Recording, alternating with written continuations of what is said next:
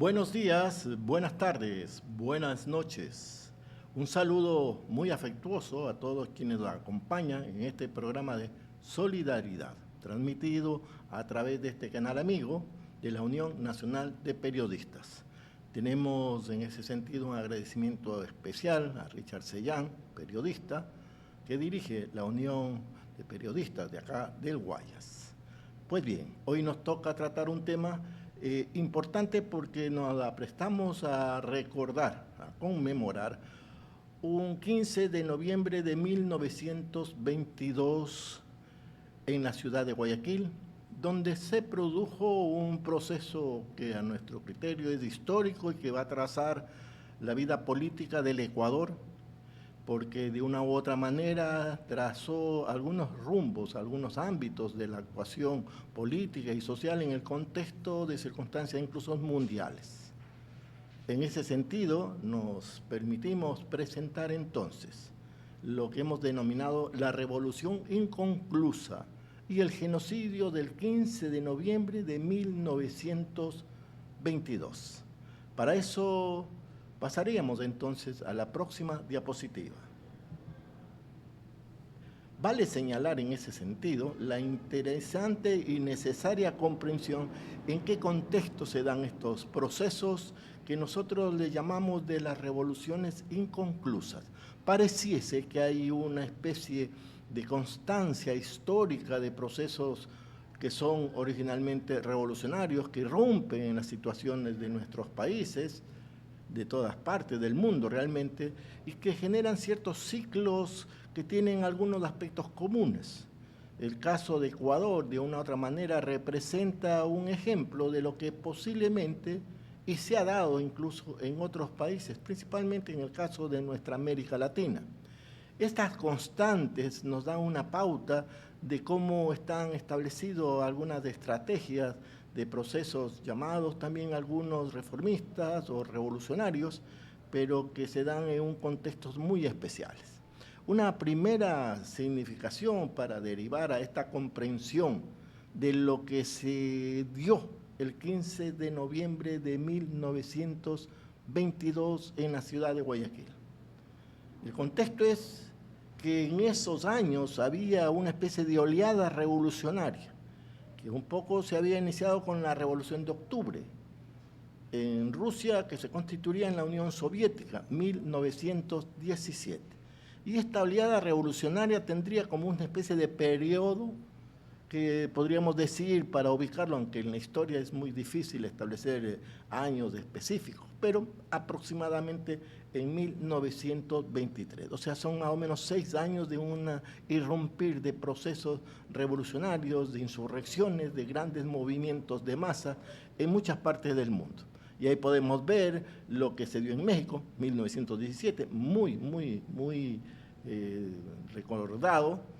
En el caso incluso también de Chile, Argentina, Brasil, 1919, Italia, 1917, y obviamente la propia Rusia, 1919, Rumania, Austria, Francia. O sea, tenemos un conjunto de países en donde procesos considerados revolucionarios, de cambios, de modelos de producción, de formas de gobierno y otros campos del hacer civilizatorio de este inicio de siglo, del siglo XX, que sería el irrumpir realmente en este nuevo momento de acumulación del gran capital, de estos procesos de conformación de masas proletarias por todo lado del mundo, de la incidencia directa de conceptos revolucionarios, principalmente del marxismo y del leninismo, y otros campos que determinarían un poco la historia de nuestros países.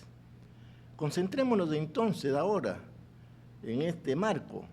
¿Qué es lo que deriva y de cuál salen algunas directrices o constantes, o diríamos ejes, que van a ser una forma de, no digamos de repetición, pero sí de presencia real de algunos ejes en algunos momentos de nuestra historia donde consideraríamos que hicieron o se dieron revoluciones inconclusas?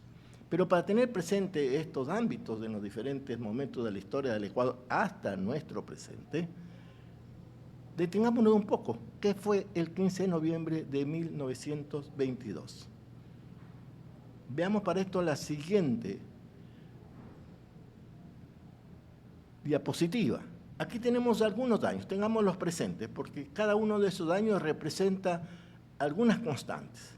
Obviamente la más determinante de las que nosotros vamos a iniciar está relacionado en principio con 1922, llamado 15 de noviembre, pero hay un antecedente, 1912, en donde se dio el asesinato de Alfaro y que derivó en un proceso de resistencia armada, de un proceso muy álgido de confrontación con el gobierno de Leónidas Plaza. De ahí pasamos a 1944, de una llamada Revolución Gloriosa, a 1965, que del proceso que se da como fruto de esa oleada revolucionaria en América Latina y en otras partes del mundo por la influencia de la Revolución Cubana, 1983, un largo periodo que en 1983 también deriva en la insurgencia armada específica en el caso del Ecuador, y luego un periodo que se inicia en el 2005 con una revolución llamada ciudadana que tiene otras características y la vamos a ver. Para esto, entonces, veamos este antecedente al 15 de noviembre de 1922. Veamos la siguiente diapositiva.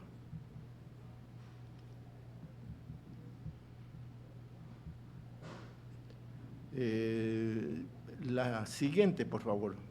Ok, ahí. Veamos 1912.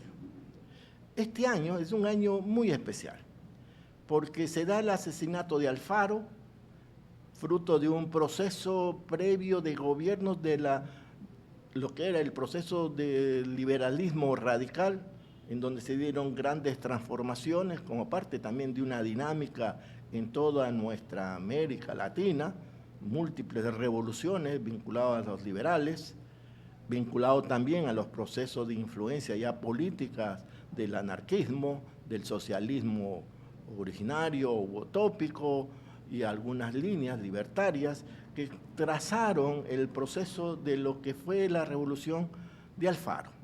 Realmente se inició en 1885, cuando Alfaro fue por primera vez ya un presidente de la República de Ecuador, luego de una lucha armada de muchos años.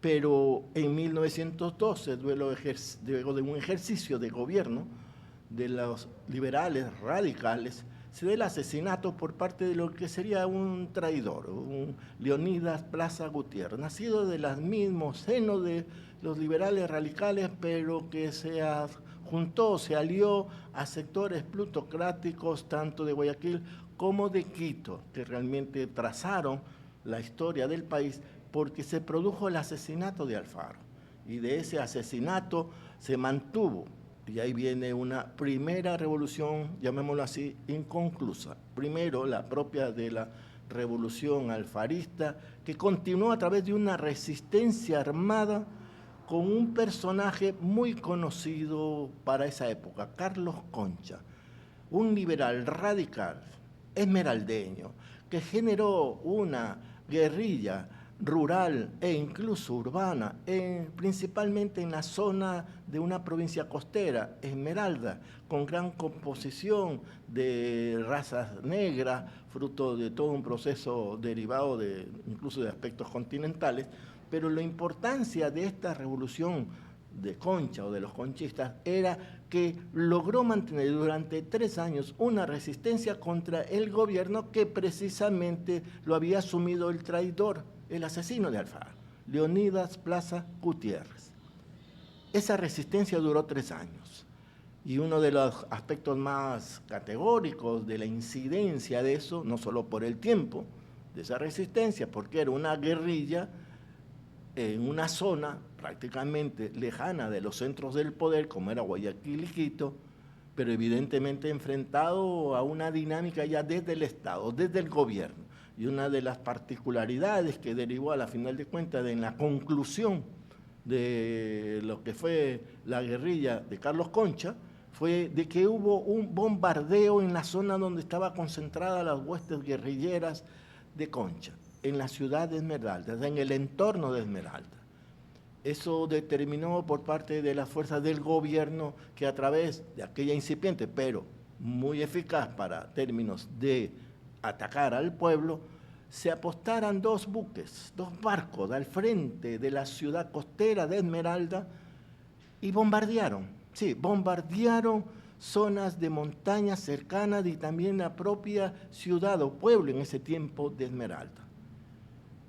Para eso solo hay una referencia, que una forma como logró en parte resistir esa andanada de torpedos, o como se lo llamaba en ese tiempo realmente, dirigidos a la población de Esmeralda y a las guerrillas, fue realmente el uso de, en las montañas cercanas, periféricas de Esmeralda, donde se resguardaron estas huestes, hicieron trincheras, pero también se asumen que hicieron túneles. Un poco estamos recordando, un poco siendo un salto en el tiempo a los túneles de la resistencia palestina en Gaza. Túneles porque la mayoría de los que componían las guerrillas de Concha eran algunos, muchos, jamaicanos, negros que habían, luego de haber construido la ferrocarril hacia Esmeralda, que es una de las obras más emblemáticas de Alfaro, el ferrocarril que iba de Guayaquil a Quito, pero también hubieron ramificaciones, una de ellas hacia la ciudad o pueblo de Esmeralda, pues vivieron muchos jamaicanos que fueron contratados expresamente, jamaicanos libres, no esclavos, pero que llegaron a Esmeraldas también a construir lo que fue parte de esta ramal del ferrocarril en el Ecuador. Y algunos de ellos, luego concluidos sus trabajos, permanecieron. Aparte de que había un contingente muy grande de aquellos esclavos que anteriormente sí habían llegado también a esa zona y allí se convirtió en su zona principal de concentración de esta población. Pues bien, tenemos estas particularidades. Evidentemente, Concha cayó preso y murió al poco tiempo, luego de haber estado en las cárceles de Leonidas Plaza Gutiérrez. Tenemos entonces una característica: la acción del Estado contra el pueblo, contra su propio territorio, contra su propio país. Ténganlo presente, se repetiría luego de algunas décadas. Y también otra particularidad, la presencia real de una forma de organización en guerrillas en el propio territorio, no como un ejército formal enfrentando a otro ejército, como fue la dinámica de Eloy Alfaro y las famosas guerrillas, o llamadas también las montoneras de Alfaro. Acá había otra característica, era una organización del pueblo basado en su adscripción, en su vinculación directa con el territorio y el pueblo, tratando de resistir a un dictador, a un asesino. Esta va a ser también una constante de algunas de estas revoluciones inconclusas. El liderazgo, conducción de una clara posición política, ideológica, en este caso del liberalismo radical, incidencia de una otra manera de esta dinámica que se daban en todo el país, vinculado al anarquismo, vinculado al socialismo utópico, vinculado a los orígenes incluso del pensamiento marxista en nuestro país. Pues bien, tenemos entonces este momento que va ya vertebrando algunos ejes de lo que nosotros denominamos las revoluciones inconclusas en el Ecuador. Veamos el segundo momento. A la siguiente, sí, 1922, correcto, en esa misma diapositiva. En esta diapositiva tenemos algo que es un poco el centro, el eje de esta explicación. 1922. Desde el 15 de octubre al 15 de noviembre de 1922, o sea, son 30 días que estremecieron la historia del Ecuador, trazaron la historia en dos partes, porque con la influencia, con la incidencia también de este pensamiento que se había trasladado incluso a través de los años, del pensamiento marxista, del pensamiento leninista, del triunfo de la Revolución Soviética, obviamente se da un proceso también de organización de los trabajadores. Era una dinámica que venía incluso desde el siglo XVIII, XIX, que influyó mucho en el caso desde el liberalismo radical, porque propiciaron la conformación durante la Revolución Alfarista hasta incluso, como hemos hablado, incluso durante este proceso de resistencia de 1912, había habido un desarrollo que continuó hasta 1922 de las organizaciones populares, de organismos, de asociaciones, de gremios, que se organizaron en forma masiva. Y va a ser otra característica de las revoluciones de conclusa, no de todas, pero también es este rol del pueblo organizado en movilización por sus propios intereses y necesidades, pero con un pensamiento claramente libertario que irrumpen en la historia del país y en el caso de Ecuador o de Guayaquil en particular, logran inicialmente el 15 de septiembre, 30 días antes del 15 de noviembre, donde se daría una matanza, un genocidio. Antes de ese 15 de noviembre, ya el Frente de Trabajadores del Guayas, constituido principalmente desde el anarquismo, habían logrado con los trabajadores y obreros del ferrocarril de Durán, una población cercana a Guayaquil, donde era, como dice, el centro principal de lo que era la dinámica ferroviaria, la dinámica vial ferroviaria que cruzaba todo nuestro país. Esa organización fue contra la empresa norteamericana que estaba de una u otra manera incidiendo sobre la situación de los trabajadores ferroviarios y sobre toda la población de Durán, pequeña población realmente, pero que derivó a través de la organización en un triunfo determinado, un triunfo espectacular, porque se basó en una paralización total y absoluta de Durán, obviamente también de los ferrocarriles. Y se dio el caso de que en ese momento este gobierno que había en ese momento había establecido en principio una acción que iba a ser muy determinante y el propietario o el accionista principal de lo que era la administración del ferrocarril, gringo, norteamericano, empresa norteamericana, tuvieron que aceptar las demandas de los trabajadores, entre otras, las 8 horas. Sí, en ese tiempo lograron esa victoria, que era una aspiración de todos los trabajadores del mundo. Obviamente el reconocimiento a sus horas de trabajo, al asunto de descanso y otras conquistas laborales, obreras y de los trabajadores, que fueron determinantes para ese gran triunfo de lo que fue esa huelga, ese proceso de paralización en la población de Durán. Con el ejemplo de eso, en la ciudad de Guayaquil, que era en ese momento el capital económica del Ecuador, donde había la principal concentración de población, cerca de 30.000 en ese tiempo, efectivamente tomaron ese ejemplo y a través de la Federación de Trabajadores del Guayas y otras organizaciones derivaron también en un conjunto de acciones de diferentes ámbitos y sectores de los trabajadores. O sea, estamos hablando incluso de los sastres, estamos hablando también y obviamente de los que manejaban a la parte de la energía, el asunto agua, otros campos también, muchos de las dinámicas de los gremios que habían también en Guayaquil, es que lograron durante cerca de 30 días controlar total y absolutamente la ciudad de Guayaquil. Ellos gobernaban la ciudad de Guayaquil. E incluso se titularon o los titularon como los soviets de Guayaquil, porque lograron efectivamente un control total para presionar para que el gobierno en ese momento y también las grandes empresas que ya empezaban a constituirse se atengan a una decisión que venía desde el pueblo. Eran algunas, pero sin ir más en detalle, lo hemos de analizar en otro momento.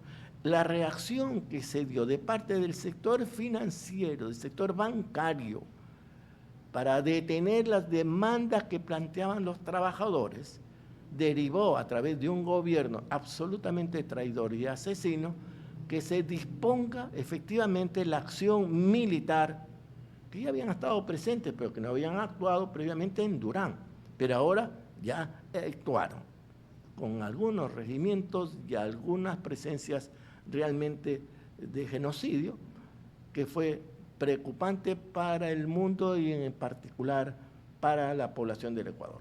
Eso se dio el 15 de noviembre de 1922. Entonces tenemos otra constante, la acción represiva y a veces hasta genocida inmortal desde el Estado para detener las reivindicaciones y las luchas populares. Bueno, no estamos diciendo algo muy original, eso es algo que se da en todos los procesos revolucionarios, pero en los casos de revoluciones inconclusas a veces derivan en matanzas como reacción propia de esta dinámica de intereses que vienen desde sectores del poder real, del poder plutocrático, en el caso de Ecuador, de esta alianza que se dio entre sectores de exportadores, de importadores, financieros, porque a final de cuentas se estaba planteando otra historia para el país en base de esta acción de los soviets de Guayaquil. Estamos viendo entonces cómo se va consolidando una presencia realmente muy preocupante, por decirlo menos, del rol del Estado reprimiendo al pueblo en procesos revolucionarios. Y obviamente termina cerrando e imposibilizando las conquistas que vienen desde estos sectores que se movilizan y se organizan. De aquí vale también entonces destacar que en este año 1922 ya era evidente el rol de una dirección política como se daría en las revoluciones inconclusas de otros tiempos de la historia del Ecuador. Había una dirección política, había una organización social, había una capacidad de acción, en este caso desde la lucha reivindicativa, no desde el ámbito de la lucha armada, aunque sí se dieron episodios de enfrentamientos violentos, pero a la larga terminaron o imponiéndose lo que era el ejército de ese tiempo, que destruyó, por no decirlo, parte de la ciudad, sino también mató a más de 1.000 trabajadores e incluso familias, porque los trabajadores salían con sus familias, y fue el 15 de noviembre en donde se produjo esa matanza. Pues bien, esta es una característica que también tenemos que tenerlo presente en lo que yo denomino las revoluciones inconclusas. Pasemos a la siguiente diapositiva. Correcto. Después de este proceso que se da de 1922, queda como una marca en el tiempo, porque evidentemente 1922 fue la culminación de un proceso de consolidación de lo que yo llamo el origen de la izquierda en el Ecuador, de la izquierda incluso revolucionaria. 1922 no fue el inicio, sino la culminación de una consolidación de un proceso político basado en principios ya de izquierda, realmente en principios basados incluso en el marxismo y en el leninismo que se estaba gestando, principalmente del marxismo. El leninismo era parte de un proceso que se daría en los años posteriores, pero nos da una pauta de que esta confluencia de tendencias vinculados a la propuesta del liberal radical, a la propuesta del socialismo libertario, utópico, y la respuesta incluso de los propios procesos anarquistas, derivan a que esa es otra constante, la presencia de dirección política en estos procesos. En 1944 es otro momento, un episodio propio de la historia necesaria de las revoluciones inconclusas. 1944 se da lo que se denomina la Revolución La Gloriosa, 28 de mayo de 1944. Fue prácticamente un estallido de una revolución, de una rebelión militar, de un segmento de las Fuerzas Armadas en contraposición a sectores, incluso en ese tiempo de la gendarmería, lo que sería la policía, pero que estuvo en el marco de una dinámica de insurrección organizada por dos organizaciones que se habían ya constituido formalmente como una estructura real en la historia de nuestro país, que fue el Partido Comunista y el Partido Socialista. O sea, ese es otro ámbito de la presencia de claras líneas políticas organizativas en los procesos de estas revoluciones. Otra particularidad, y ahí un poco similar, porque el estallido inicial fue en Guayaquil, y hay un poco que se reproduce la dinámica que se dio originalmente en 1922, o sea, la movilización del pueblo, de las masas de insurrectas, para confrontar a un Estado y a fuerzas que eran contrarias a la historia real por la libertad, por la paz y también por la felicidad, por decirlo menos. Entonces tenemos otra característica que nos va dando una pauta de estas componentes, de estos ejes que son directamente influenciadas. Pero hay también otra particularidad en esta revolución, la gloriosa, porque se inicia en Guayaquil, se expande por todo el país, pero se da en el marco, y es un elemento importante, en el marco de la Segunda Guerra Mundial. Recordemos que en 1922 se dio en el marco real internacional de la revolución de la Unión Soviética, que va a ser otra constante. Muchas de estas revoluciones inconclusas que estamos llamando, casi todas, por no decir todas, se dan en un contexto internacional donde habían hechos históricos que estaban cruzando a toda la humanidad. En 1944 era aquel momento en que ya estaba concluyendo la Segunda Guerra Mundial. En ese contexto donde había una lucha antifascista, donde había un proceso de las fuerzas políticas principalmente de izquierda, Partido Comunista, Partido Socialista, había una organicidad que planteaba nuevos momentos para el pueblo y para nuestro país. Perdón.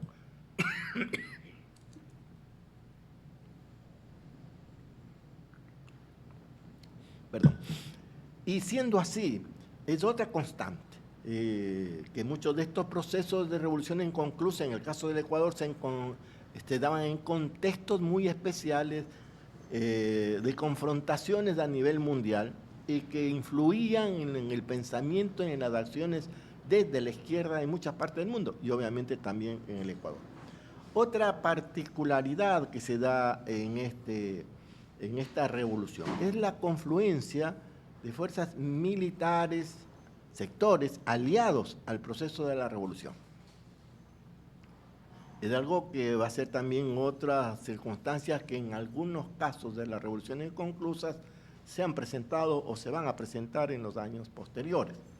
1944 también constituye un momento en que se logra, bajo decisión de un congreso que se constituyó con las fuerzas de izquierda, a través de lo que se denomina el ADE, Acción Democrática del Ecuador, en donde confluían muchas fuerzas que eran contrarias a lo que en ese momento era un gobierno entreguista de Ayora. Un gobierno entreguista en donde el ministro de Defensa era Gala Plaza Lazo. Y vale señalarlo, lo he dicho en otras ocasiones. Gala Plaza Lazo, hijo de Leonidas Plaza Gutiérrez, aquel que mató a Alfaro, el asesino de Alfaro. Presidente también fue del Ecuador, por supuesto, en esa época. Que a la larga fue el que también terminó cogiendo preso y haciendo que muera Carlos Concha, el de Esmeralda. Entonces estamos viendo algunas constantes que hay que tener presentes. 1944 entonces tiene otro otro elemento que hemos estado destacando. Pues bien, otro aspecto importante que se da en el marco de la coexistencia pacífica, no olvidemos que la guerra mundial fue la confluencia de la Unión Soviética, Estados Unidos, de Inglaterra, entonces había revolución en un solo país, había algunos conceptos que se estaban armando en ese tiempo que determinaban que había una especie de la creación de grandes frentes amplios. El frente antifascista de esa época fue eso, o sea, todas las fuerzas estaban contra el fascismo, incluso de derecha, de centro y obviamente la izquierda, que era la principal impulsora. Cuando se da la revolución, la gloriosa, se mantiene esa dinámica de confluencia, pero con una particularidad. En esa confluencia se da la apertura también al rol protagónico de Velasco Ibarra, 5 veces presidente del Ecuador, que había sido secretario del Consejo de Gobierno cuando se dio la masacre en 1922. La historia tiene unas cruces bien raros. Este mismo personaje que había logrado sintonizar, por decirlo así, con la emoción de la población, había sido ya presidente. Y precisamente dejó de ser presidente porque fue hecho un golpe, fue sacado del gobierno. Entonces él estaba viviendo en Colombia, exiliado. Pues se da la revolución de 1944, esta revolución gloriosa, y el ADE, que era este gran frente de confluencia de todas las fuerzas, decide traerlo a Velasco Ibarra. Claro, con el corazón, decía, en la izquierda, pero la mente y la mano estaba bien a la derecha, porque el resultado fue que ni medio asumió el gobierno, Velasco Ibarra, a los pocos meses empezó a perseguir y a meter preso a las fuerzas que habían dado el carácter real de la revolución de la gloriosa, a los comunistas, a los socialistas, a toda la gente de izquierda. O sea, fue una revolución que no concluyó, otra revolución inconclusa, en donde estas propuestas de alianzas que a veces resultan, como en este caso, el síndrome de la destrucción futura, porque hay huevos, como se dice, huevos de la serpiente, o sea, hay gente, personajes, sectores de la economía que usufructan los procesos, incluso de esta revolución inconclusa, para reposicionar una nueva forma de poder dentro de la economía y dentro de la política. Entonces tenemos otro elemento clave en la comprensión de lo que consideramos son estas llamadas revoluciones inconclusas. Veamos la siguiente. Pasamos entonces a otro año. Es un año muy especial, 1965. ¿Por qué es especial? Porque aquí se dan algunos aspectos que son comunes a las anteriores revoluciones. Uno, el hecho histórico que permeaba las acciones que derivarían también en otras revoluciones inconclusas, en este año 1965, donde se constituye un conjunto de fuerzas políticas militares, era parte de esta dinámica nacida por el ejemplo de la Revolución Cubana. Y toda esta dinámica que fue mundial del insurgir de guerrillas, de organizaciones políticas militares en muchas partes del mundo. No olvidemos el caso de Vietnam, por ejemplo, que es el más emblemático, pero también obviamente la propia Revolución Cubana. Y la influencia de esto está muy vertebrada por una especie de reposicionamiento de las posiciones de izquierda que ya no se amoldaban a la dinámica de la izquierda, digamos, clásica, de la izquierda que se había mantenido en algunas décadas, incluido la influencia en lo que fue la Revolución Gloriosa, pero que para la Revolución Cubana derivó un rompimiento o un distanciamiento con posiciones vinculadas a mantener lo que se podría haber interpretado, una especie de consistencia pacífica, una especie de revolución en un solo país, de algunas dinámicas. Eso fue roto con la Revolución Cubana porque derivó en crear una forma de lucha política militar, insurreccional, que incidió completamente en muchos países del mundo y también en el Ecuador. Entonces tenemos otro elemento muy importante, la conformación de organizaciones expresamente constituidas desde una óptica de izquierda, en este caso marxista, que le va a dar pauta a otros elementos comunes que se van a presentar en otros procesos posteriores.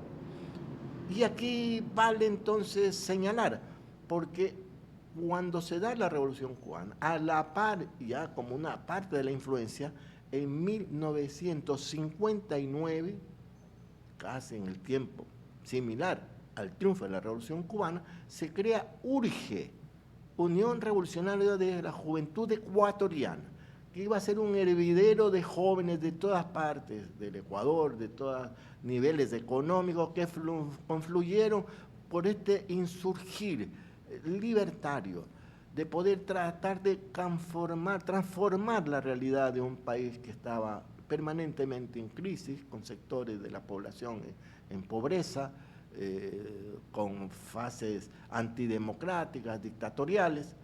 Pues bien, URGE, que fue propiciado por fuerzas como, originalmente, del Partido Comunista, de los socialistas, del CFP, Concentración de Fuerzas Populares, que era en ese momento, como bien dice, de centro izquierda, por darle una identidad, que fueron las que promovieron unas gran movilizaciones de los jóvenes para oponerse a la dictadura militar, que fue a inicios de la década de los 60.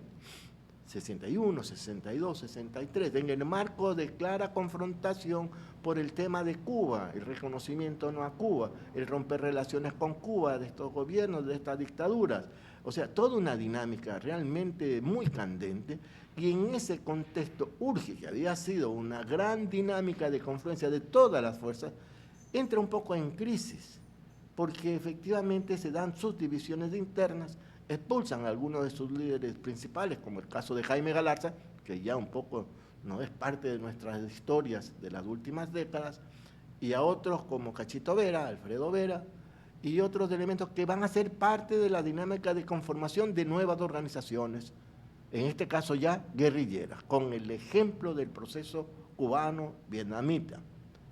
Y tenemos que se constituyen a los pocos años, en 1965, dos organizaciones, entre otras, pero estas eran las que iban a tener más incidencia: el Movimiento de Izquierda Revolucionaria y el Movimiento Vencer o Morir, donde uno de sus principales líderes fue precisamente Jaime Galarza. Estas dos organizaciones confluyen desde ese año en procesos de conformación de lo que intentó ser focos guerrilleros o centros de guerrillas, lo que intentó ser una suerte de implantación guerrillera, en un caso en la zona de Esmeraldas, en otro en la zona de los ríos, o sea, zona de la costa, zona de entre costa y sierra, en el centro del país del Ecuador, que se conformaron como organizaciones originalmente en la perspectiva de lo que iba a ser la lucha guerrillera, llamado del foco guerrillero, y muchas modalidades o formas de lucha que estaban muy generalizadas. Evidentemente, este proceso también derivó en la creación de otra organización, fruto un poco de las circunstancias adversas que vivieron estas organizaciones, MIR y Vencer o Morir, pero también se constituyó en 1968 Aushiri. O sea, Aushiri, que fue propiciada por un personaje, Cocoroco, tenemos el libro de él, Eloy Morán Murillo, que también con una línea un poco, digamos, más de centro, por decirlo así, o socialdemócrata, pero con una línea de lucha armada muy determinante. También había otro elemento, y ahí un poco retornamos de nuevo a Esmeralda, en 1968, el socialismo revolucionario, se le llamaba el negro Chiriboga, originario de Esmeralda, de la misma Esmeralda que hablábamos en este tiempo de la resistencia de la guerrilla esmeraldeña en Esmeralda, a raíz del tema de la muerte de Alfaro. Pues de esa misma provincia, un famoso dirigente del socialismo revolucionario se constituyó en una dinámica de creación de organización política militar y de guerrilla. Estos procesos luego van derivando en 1970 en la creación del movimiento que duró pocos años, 2 años realmente, el movimiento Rumiñahui, que fue la confluencia del MIR, Vencer y Morir, y socialismo revolucionario, que fue la última experiencia a partir de lo que fue el proceso revolucionario cubano y su influencia y su ejemplo. ¿Y cuáles son las características de estas organizaciones? Fue constituir organizaciones políticas, militares, a partir de una adscripción, de una incidencia en determinadas zonas o territorios, principalmente en zonas de bosque, en zonas de montañas. ¿Cuáles eran otras características? Que habría una clara conducción política, una clara definición política ideológica desde el concepto del marxismo y ya en este momento incluso del leninismo, pero con los ejemplos que se estaban dando no solo de Cuba, sino también de Vietnam. Y esto nos da una pauta de que estos procesos que se estaban viviendo generaban múltiples líneas de acción. Pues bien, también no lograron llegar a ser revoluciones definitivas. Obviamente de por medio represión, obviamente de por medio persecución y muchos factores que también son partes comunes de estas dinámicas. Pues bien, tenemos de entonces 1965 hasta prácticamente todo un periodo que va a concluir en 1983. Me explico mejor. Porque de estas organizaciones, de una u otra manera, la última experiencia desde el punto de vista de acción guerrillera en sí mismo fue de foco guerrillero, fue Movimiento Rumiñahui, 1970-1972. Pero se mantenía internamente una dinámica de creación de organizaciones no muy conocidas, como el COR y el OP y otras organizaciones que trazaron parte de la historia de la década de los 70, y el propio MIR. Estas organizaciones en la década de los 70 también mantuvieron dinámicas de formación de guerrillas, también mantuvieron vínculos con organismos externos, o sea, algunas incluso tuvieron implantación y participación, como fue la Revolución Sandinista, que va a ser otro elemento importante a considerar del nuevo periodo, llamémoslo así, de acciones políticas militares, este apoyo y esta incidencia de la Revolución Sandinista, 1979, que nos van dando una pauta también de las dinámicas internacionales que se estaban dando en muchas partes del mundo. Estamos hablando de lo que fue el tema de los palestinos, con la OLP, incluso de Libia y otros países, gobiernos y organizaciones militantes que de una otra manera se iba configurando un espacio de vínculos internacionales de estos procesos que se vivirían en los años posteriores a lo que fue esto inicial y originario 1965.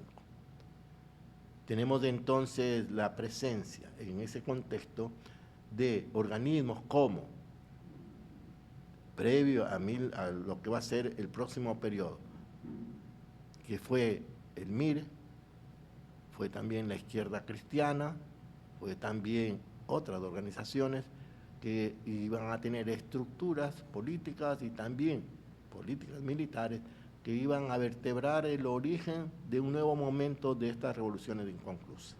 Para eso pasemos a la siguiente diapositiva. 1983. En este año se constituye una organización política militar que tendría clara incidencia en esa década de los 80 y parte del 90, pero principal, la década de los 80, en la incidencia de una dinámica también política militar. En 1983, en Esmeralda, en el Montañas de Esmeralda, se constituye lo que fue la primera conferencia de lo que sería Alfaro Vive Carajo, que fue también una propuesta organizativa, política, militar, que generaría un proceso de confrontación contra el gobierno de derecha, socialcristianos, muy conocido en el Ecuador, de León Febres Cordero, y es una organización que nace como fruto de confluencia de todas estas historias que hemos hablado anteriormente. O sea, todos estos organismos, tendencias, sectores, personas, integrantes de las organizaciones que hemos hablado anteriormente, de una otra manera, confluyen.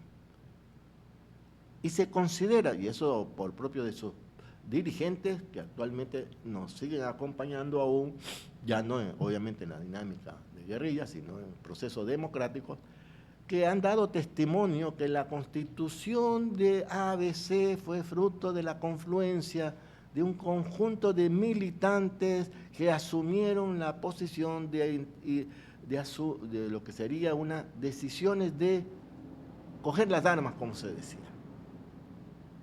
Derivaron del MIR, derivaron también, en ese tiempo el MIR era ya un organismo que tenía un concepto un poco ya más diferente, porque era el concepto de guerra popular prolongada, que como llamaba en ese tiempo, que ya no era el concepto de insurreccional o de guerrillas, o focos guerrilleros, o aparatos militares guerrilleros. Pero obviamente esa confluencia vino por el lado de sectores del MIR, de sectores que estaban decididos a hacer un cambio en su práctica política militante, muy jóvenes la mayoría, y se adscribieron a este proceso. También gente de la izquierda cristiana, derivado originalmente de la democracia cristiana. Habían también aquellos que habían sido parte de la dinámica en Esmeralda de las revoluciones del, decían realmente, comandante Chiriboga. O sea, habíamos hablado de estas organizaciones de guerrillas que se dieron en Esmeralda de Chiriboga. O sea, como daban una especie de continuidad. Habían también sectores de la reserva histórica, se llamaba, o sea, aquellas personas, compañeros que, habiendo estado incluso un poco desligados de los procesos político-militares o incluso general políticos, vieron esto una opción de asumir nuevamente una responsabilidad política revolucionaria y se adscribieron también a este proyecto. Claro, eso constituyó una formación política militar que incidió directamente en la historia del país.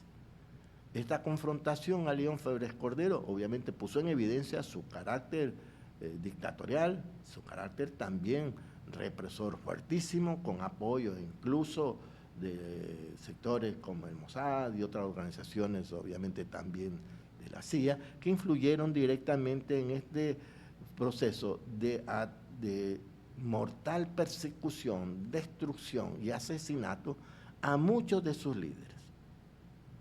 Muchos de sus líderes. Entre esos, obviamente, destacamos a Jarrín, también destacamos a los compañeros pasantes y otros compañeros que habían venido de algunos de estos sectores que hemos nombrado, pero se constituyeron como dirigentes natos y reales de este proceso del ABC. Más allá que se pueda o no compartir con sus formas de lucha o con sus posiciones, lograron un impacto en el país y a raíz de ese ataque brutal que se dio contra estos sectores derivaron a una decisión de parte de ellos a entregar las armas. Eso fue 1991. Obviamente estando ya en gobierno, no Febres Cordero, sino un socialdemócrata, Borja, que nos da una pauta que esto confluyó en las posiciones más vinculadas a la centroizquierda y a la socialdemocracia, con lo cual concluyó lo que fue esta dinámica real desde el punto de vista de lucha armada del ABC. 1983 a 1991. La siguiente, por favor. Pues bien, hagamos entonces ahora una especie de resumen de los componentes claves de lo que yo denomino revoluciones inconclusas. 1. Son fruto de una acción consciente, de una acción decidida, de una posición ante la vida, de una clara muestra de alineamiento con los intereses del pueblo. Ese es un elemento. El otro elemento fueron procesos que estuvieron constituidos por la acción de armas. Cualquiera hayan sido las formas de lucha, pero fue una decisión de tomar las armas para enfrentar, y ese es otro elemento, a gobiernos, estados y sistemas opresores contra el pueblo. ¿Podemos coincidir o podemos cuestionar alguno de esos procesos? Sí, pero en esencia nacía de estos ejes centrales de estas, ya denomino, revoluciones inconclusas. Otro aspecto, estaban de una u otra manera íntimamente vinculados a procesos sociales de masas. Otro elemento, a excepción de la Revolución La Gloriosa de 1944, que obedecieron una línea clásica desde la organización política partidaria, en este caso del Partido Comunista y del Partido Socialista, todas las otras revoluciones o procesos estuvieron signados por una dinámica que un poco nacía de los procesos políticos más amplios, más directos del pueblo, con organizaciones que a la larga eran confrontativas con las formas clásicas, pero no necesariamente de denostar o atacar, pero no confluían. Ese era otro elemento. Y destaco esto porque lo que vamos a precisar ahora, el 2005, es otro momento de estas revoluciones inconclusas. Vamos a hacer el porqué. Otro elemento clave, se dan siempre en contextos de graves circunstancias mundiales o de graves confrontaciones, pero también de grandes esperanzas de cambios a nivel mundial. Todas, sin excepción, se dieron en contextos especiales del mundo. O sea, Primera Guerra Mundial, revolución en la Unión Soviética, lo hablamos. Segunda Guerra Mundial, confrontación, existencia luego de la lucha entre la Unión Soviética y Estados Unidos, lo hemos hablado. Luego la Revolución Cubana y todas las revoluciones que se dieron en muchas partes del mundo, también lo hemos hablado. Luego, aunque no lo precisamos mucho, el impacto que tiene la Revolución Sandinista y otras revoluciones en la década de los 70, final de los 70, que vertebró el movimiento insurreccional, incluso la influencia desde otro concepto que era vinculado al tema del Concilio Vaticano II, al tema de las líneas de la teología de liberación, que cruzó un poco las concepciones sobre las políticas de la izquierda, es otro elemento nuevo que se va aclarando, y en el 2005 se reproducen otros de estos ejos de la revolución conclusa, con una diferencia. Es la toma del poder político del Estado bajo procesos democráticos. Claro, habían habido ya experiencias en el 73, 1973, como fue el caso de Allende, en Chile, habían habido también otras experiencias, se había vivido ya en muchos momentos de la historia de nuestros países, procesos democráticos con posiciones que habían ya vinculados a la izquierda, pero que se habían hecho en el marco democrático. Un proceso democrático instituido por las clases dominantes, tampoco hay que engañarse, lo que diríamos eran democracias burguesas. Pero esta opción de asumir los procesos de paz, pero con un gran contenido político, un poco se va a expresar en el 2005. ¿Por qué razón? Porque el 2005 se origina, es el año de origen de lo que sería luego la Movimiento Revolución Ciudadana. Lo decimos porque es un testimonio personal, porque el 2005 se constituye estructuras en donde confluían muchos de estos sectores y tendencias que habían existido décadas anteriores. Jóvenes en su momento que derivaban a una propuesta de consenso. El 2005, estas estructuras originarias, luego de lo que fue el haber sacado a un militar puesto por procesos democráticos, que fue el famoso coronel, cuyo apellido por suerte ya me olvidé, que derivó en lo que fue el movimiento de los forajidos, que fue el llamado la gran movilización social a nivel nacional, que derivó en el derrocamiento, lo tendré que mencionar, coronel Gutiérrez. Pues bien, estos elementos nos dan la pauta que en el 2005, fruto de estas dinámicas, confluyen hacia lo que sería, se denominaba Alianza País en su momento, que actuó electoralmente en el 2006 en donde estuvieron todas las fuerzas de izquierda, sin excepción. Todas las fuerzas de izquierda derivaron lo que podría haber sido un proyecto único, por decirlo así. Obviamente, con un gran liderazgo de lo que fue la propuesta de base, central, que era de la Revolución Ciudadana. Y constituyen el gobierno 2007 al 2017. En ese proceso se dan elementos comunes de lo que hemos considerado algunos ejes que vertebraban los procesos políticos en el mundo. ¿Qué era lo que más se destacaba en esos tiempos?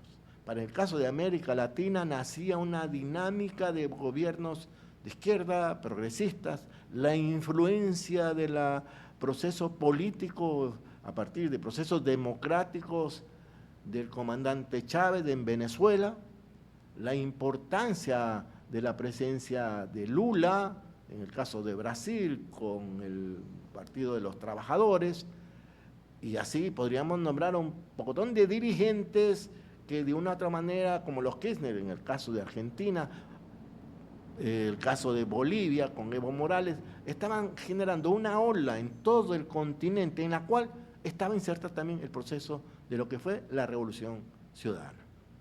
Eso derivó en el ejercicio del poder durante 10 años, desde el 2007 al 2017.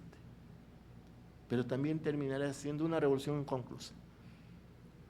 Porque es evidente que a pesar de esta dinámica de confluencia original, hubo procesos también de dispersión, de división.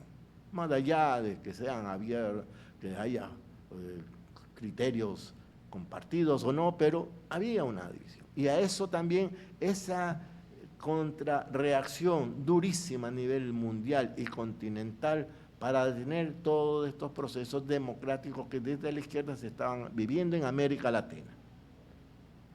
Y evidentemente, uno a uno, estos gobiernos y estos líderes fueron atacados y fueron de una u otra manera excluidos o intentando silenciarlos. Pero, digamos, es otra revolución inconclusa, pero con una particularidad, que se está enmarcando en un momento muy importante de la humanidad. Y en ese sentido, estas revoluciones que han ido siendo cíclicas, pero con aspectos comunes, y también como una especie de ir generando herencias para los siguientes momentos y siguientes generaciones, es una revolución, llamémoslo así, permanente. De una u otra manera, a pesar de los riesgos que generan estas reacciones desde los sectores plutocráticos y sectores internacionales contrarios al avance del pueblo, se sigue avanzando. Son retrocesos a veces, pero se sigue avanzando.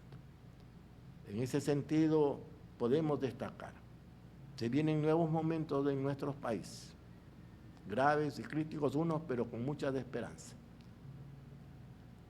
Estamos seguros que ya en el futuro no habrán revoluciones inconclusas. Gracias.